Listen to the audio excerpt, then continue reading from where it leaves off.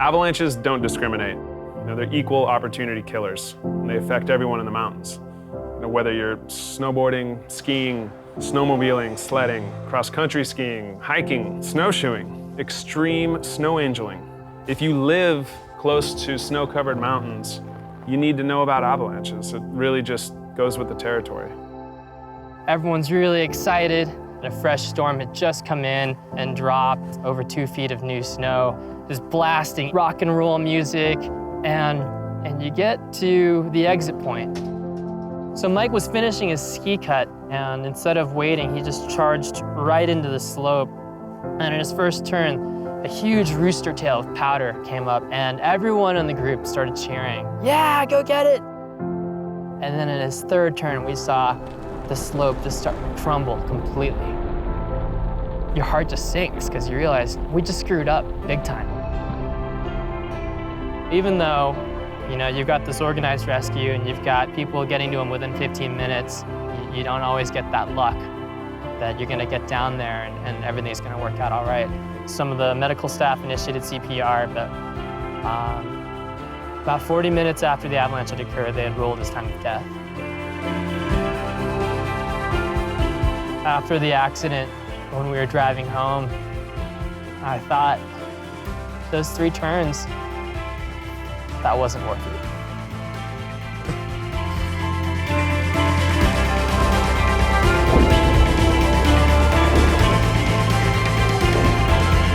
Avalanche accidents are so tragic because they affect the entire winter community. I've personally experienced what it feels like to lose friends in an avalanche accident, the devastating ripple effect it has on everybody in the community.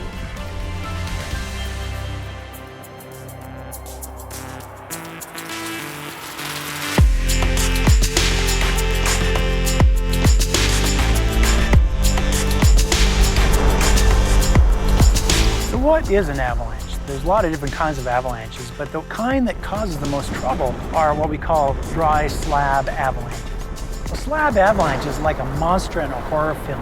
It lies underneath the perfect facade of this enticing powder. And it's just waiting for a trigger to come along, like you, to collapse that weak layer, and then that collapse just goes outwards in all directions. The slope just shadows like a pane of glass.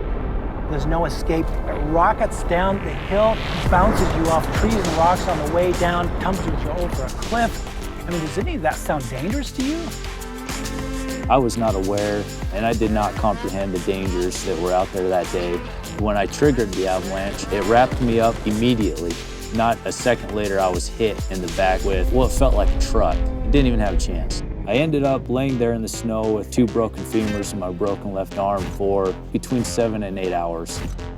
I've had a total of 4 surgeries, still in therapy 3 days a week, trying to learn how to walk again and get use of my body again.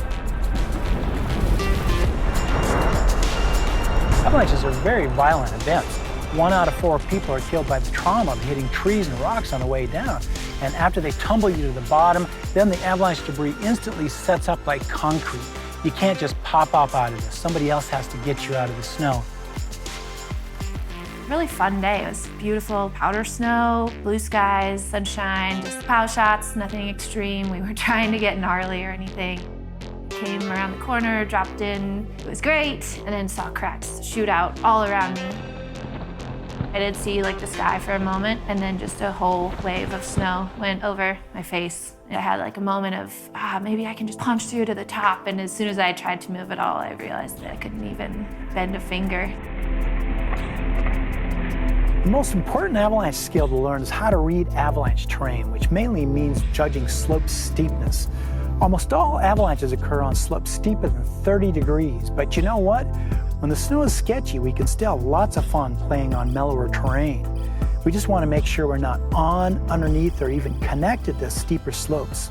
The bottom line is the only time we should even consider getting into steep terrain is when we have safe avalanche conditions.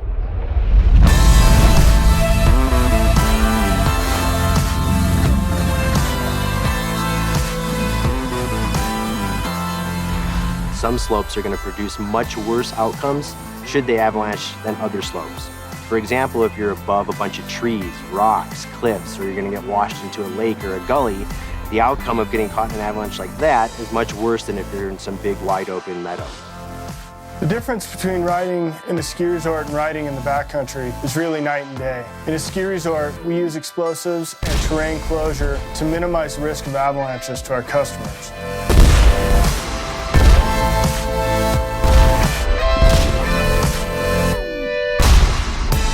But outside the ski area, once you step just 2 feet over that rope line, you're in a totally different environment.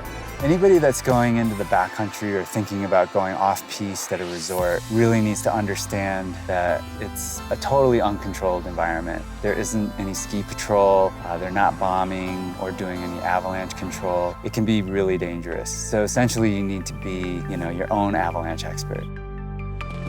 So in 9 out of 10 avalanche fatalities, they're triggered by the victim or somebody in the victim's party, which is actually good because it's not like getting struck by lightning.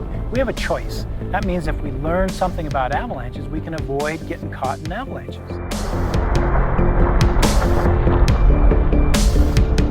Avalanche safety can seem totally overwhelming, but there is a systematic, step-by-step process that can keep you alive in avalanche terrain. Just knowing 5 basic things can prevent most avalanche accidents. Get the gear, get the training, get the forecast, get the picture, and get out of harm's way. Everyone who goes into backcountry avalanche terrain needs basic avalanche rescue gear. You need an avalanche transceiver, a shovel, and a probe. And you need to practice a lot to know how to use all of this gear, because your friend only has about 15 minutes to live buried beneath the snow. A lot of people also use an inflatable avalanche airbag backpack that will help them rise to the top of avalanche debris. How well does this avalanche rescue gear actually work? Well, for 1 out of 4 people killed in an avalanche, they're gonna die from trauma. They're gonna hit trees or rocks on the way down the slope. So avalanche rescue gear isn't gonna do anything for them. The rest of them die from asphyxia, from breathing their own carbon dioxide underneath the snow. But it doesn't have to be that way. If everyone wore an avalanche airbag backpack, as well as an avalanche transceiver, 2 out of 3 people who die from asphyxia would still be alive. The bottom line is, avalanche rescue gear will only save about half of us. But in order to stack the odds in my favor, I make sure to never go skiing without them. As sledders, we travel in the backcountry a little bit differently than skiers, but I still need to have my avalanche gear attached to my body. Having it attached to my tunnel does me no good. If I get separated from my sled, I get separated from my safety gear. If your buddies that you ride with don't have the training and the equipment, don't let them ride with you.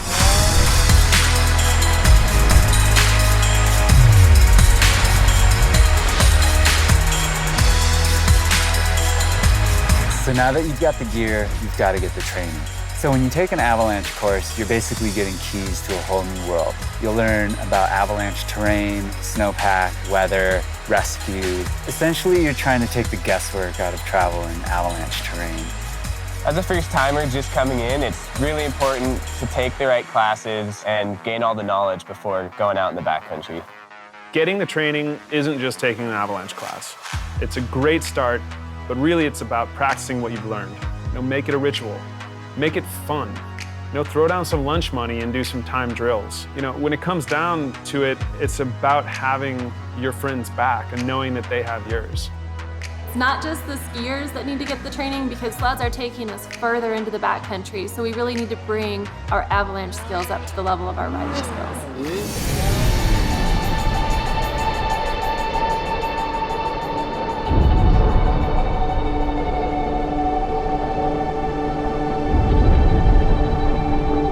Next, you gotta get the forecast. These avalanche forecasters are pros. They're gonna tell you everything you need to know. They're gonna tell you about the snowpack. They're gonna tell you about the weak layers. They're gonna tell you where avalanches are gonna happen, where you can likely avoid avalanches. All that information is 1 click away.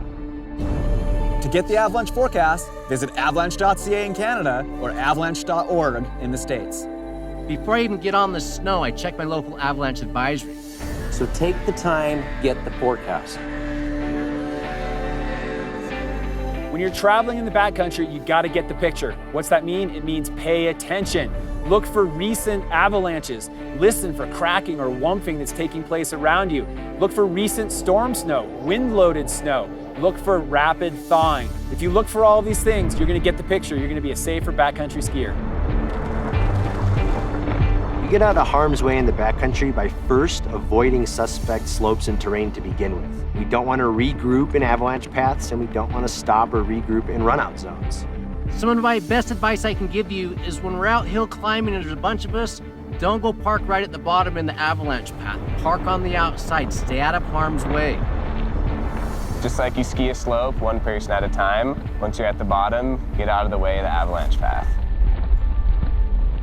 We want you to realize that avalanches are dangerous, but you can avoid getting caught in them. First, get the gear, but then you've got to get the training before ever going into the backcountry. Next, always check your local avalanche forecast so you can anticipate the given avalanche conditions for the day.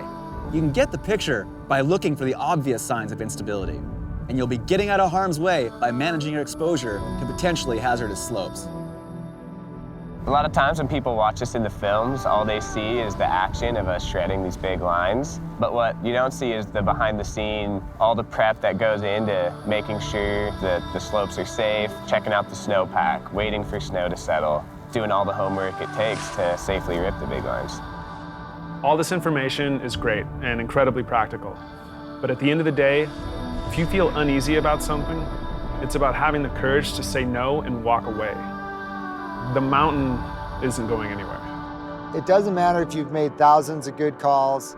All it takes is one bad call, and that's one too many. Some days the mountains are screaming, get out of here, and some days the mountains are going, come on in, it's time to party.